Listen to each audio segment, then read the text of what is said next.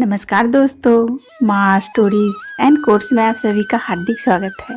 गंगा स्नान के बाद भी पापों से मुक्ति क्यों नहीं मिलती? एक बार भगवान शंकर व माता पार्वती घूमते हुए हरिद्वार पहुँचे।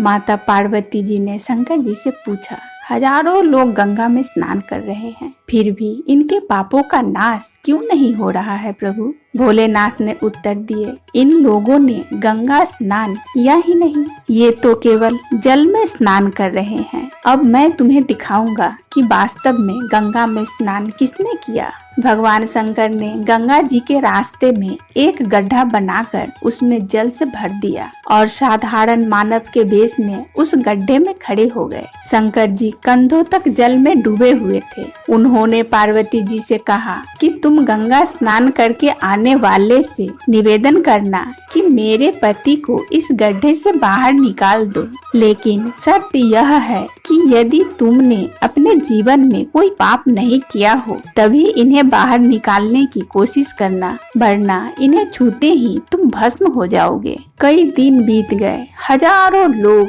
गंगा स्नान कर उस रास्ते से निकले, लेकिन शर्त सुनते ही शंकर जी को छूने की हिम्मत नहीं करते और यह कहते हुए चले जाते कि हमने इस जन्म में तो कोई पाप नहीं किया, पर पूर्व जन्म का क्या पता नहीं हमने कोई पाप किया हो। एक दिन एक व्यक्ति ने आकर पार्वती जी से कहा, मैं आपके पति को इस गड्ढे से बाहर निकालूंगा। पार्वती जी ने पूछा, क्या आपने कभी कोई पाप नहीं किया है? उस व्यक्ति ने उत्तर दिया, मैंने बहुत पाप किए हैं, किंतु अभी अभी मैंने गंगा जी में स्नान किया है, इसलिए मेरे सारे पाप नष्ट हो गए हैं और मैं निष्पाप हो गया हूँ। उस व्यक्ति ने जैसे ही भगवान शंकर को गड्ढे से बाहर निकालने के लिए अपना हाथ बढ़ाया, शंकर जी स्वतः ही गड्ढे से बाहर आ गए। भगवान शंकर ने पार्वती जी से कहा, इसने वास्तव में गंगा स्नान किया है, क्योंकि इसको विश्वास है कि गंगा में स्नान करने से सारे पापों का नाश हो जाता है।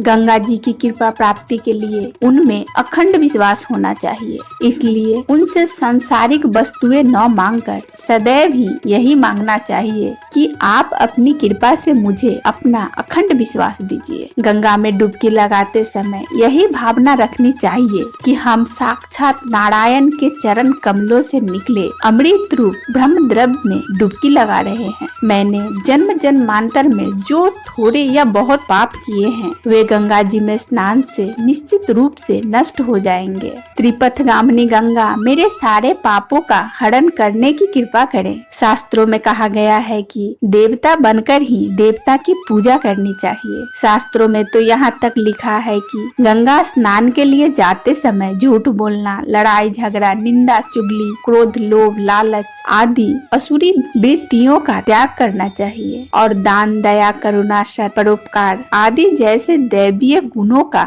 जीवन में पालन करना चाहिए, तभी गंगा स्नान सफल होता है। बहुत से लोग गंगा स्नान करने तो जाते हैं, किंतु शास्त्र में बताई गई विधि के अनुसार गंगा स्नान नहीं करते। लोगों के पापों को धोती रहने वाली गंगा जी को अब ऐसे पुण्य आत्माओं की प्रतीक्षा है जो गंगा में अपने पाप धोने नहीं बरं पुण्य समर्पित करने आए। दोस्तों, कथा अच्छी लगी हो तो कमेंट्स बॉक्स में कमेंट करके जरूर बताइएगा। वीडियो को लाइक कर दीजिएगा और इसी तरह की कथा सुनने के लिए दोस्तों मेरे चैनल को सब्सक्राइब कर बेल आइकन को ऑन कर लीजिएगा और इसे ज्यादा से ज्यादा लोगों में शेयर कर दीजिएगा। दोस्तों बहुत बहुत धन्यवाद।